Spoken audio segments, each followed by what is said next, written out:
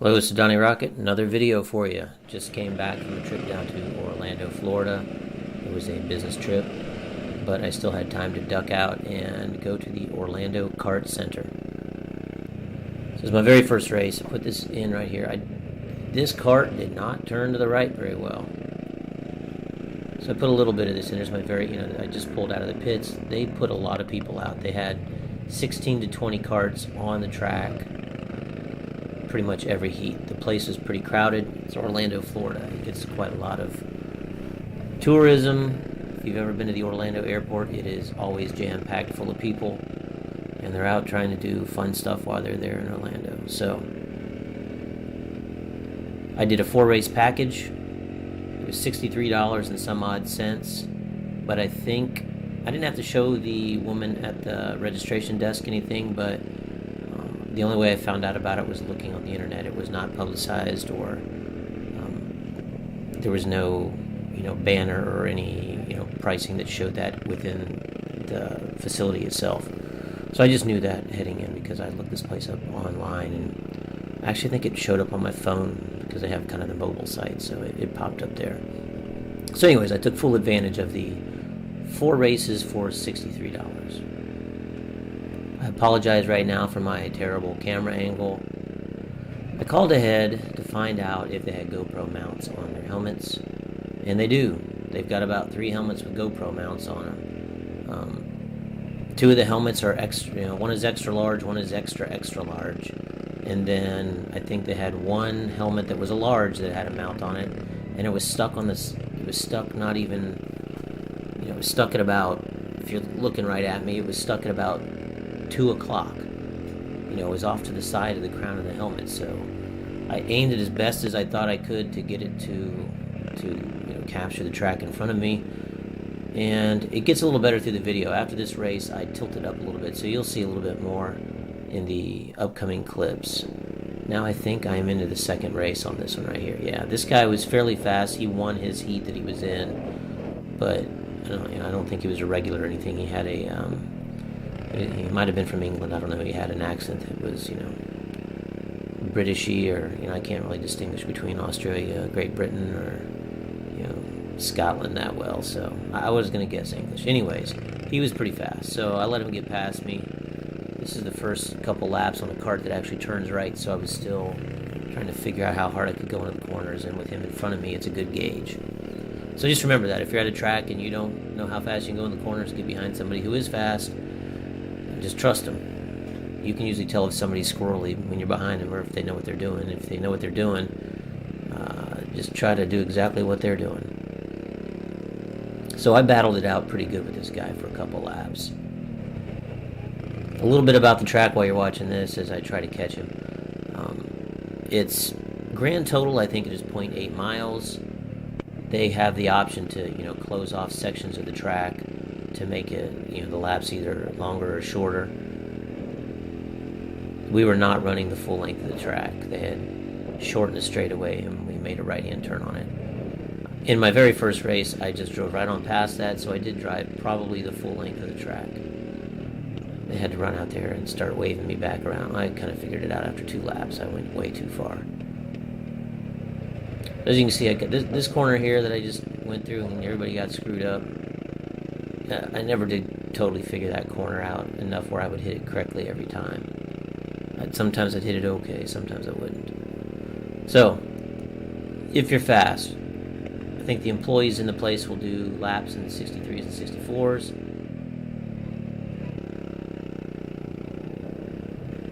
I think it's considered to be relatively fast if you can get in the 67s and 66s and you don't work there, or you're not like in their league, that kind of stuff. I think in the race we're watching right now, I got into the 68s. But I caught back up with the, I guess the British guy right there. And I talked to him a little bit while we were hanging out waiting for races. When this place is crowded, the races are 10 minutes long. So they were also working in competitive, go-kart practice at the same time. So they'd clear the track of all rentals, and people who own their own go-karts would get a 10-minute practice session. So it did slow things down a little bit. I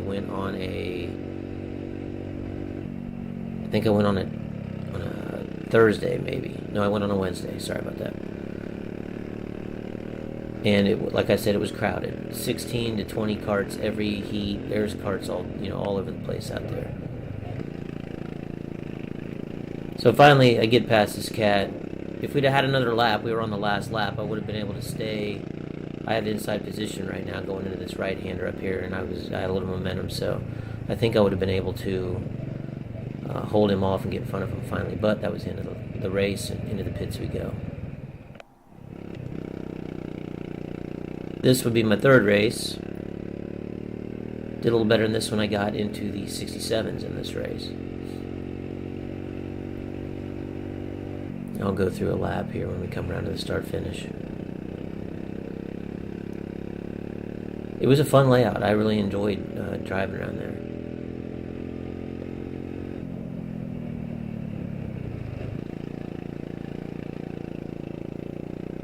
Lots of places where it seemed like you could pass. Just have to set up corners a little bit differently. I'm sure there's more than one way to go through each corner. So we're starting to approach the start-finish line now. I would come all the way around this corner as I came to the line full blast. There was a left-hander I'd let off before I got to that, and I'd roll it and then get back into the gas here and try to turn back right. I don't even think that guy knew that I was there.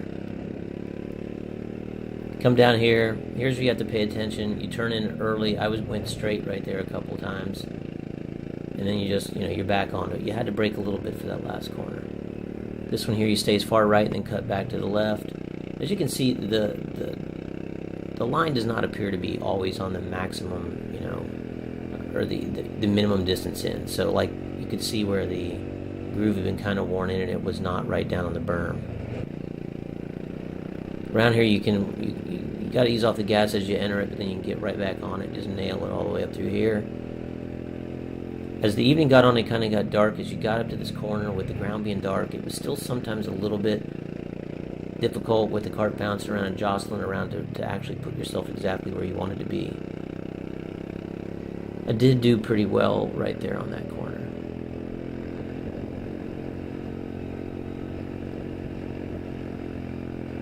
And you're back around in the start-finish line. So it's not complicated, even though it is, a longer track. I think I totally lost it going around that corner. I was behind him, and he knew I was behind him, and he was trying to push it too hard.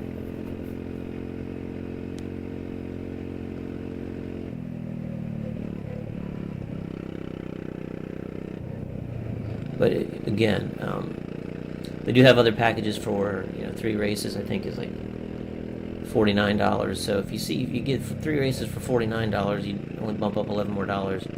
You have 4 races for $60 or $63. And like I said, they're 10 minutes, so that was a solid 40 hours or 40 minutes of go-kart driving, which is quite plenty. It's also nice as you can't really read it because it's dark, but they do have a scoreboard. If your eyes are good enough, you can look up at the scoreboard and tell where you are, what position you're in as you're driving.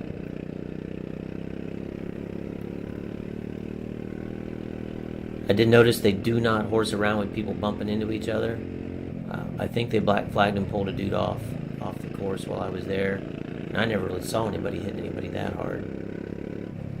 Definitely, I really didn't see anybody doing it intentionally. So they're pretty tight on their rules.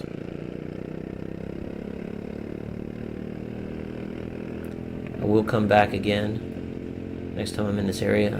I enjoyed it. The carts, they are pretty quick.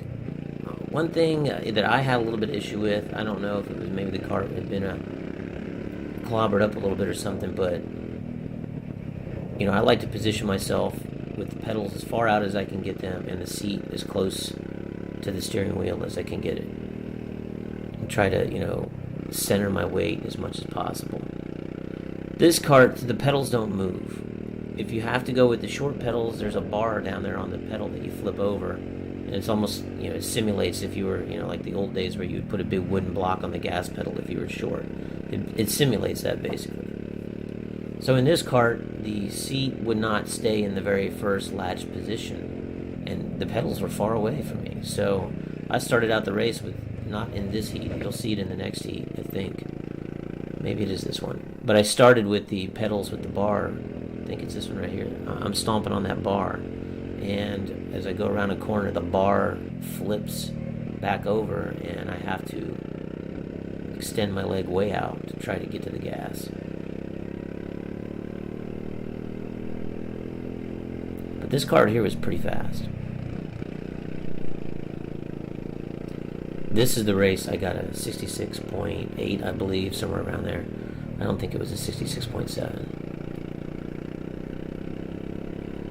I definitely want to come back when it's daylight so I can see the track a little bit better on some of these sharper corners where the asphalt's all dark and you can't really see where the berm is too well when you're driving. I want to get back in the daytime to see if I can get down in the 65s. So who knows? Next work trip to Florida. It seems like I get down to Orlando maybe every 3 or 4 years, so I will get the opportunity again at some point in time.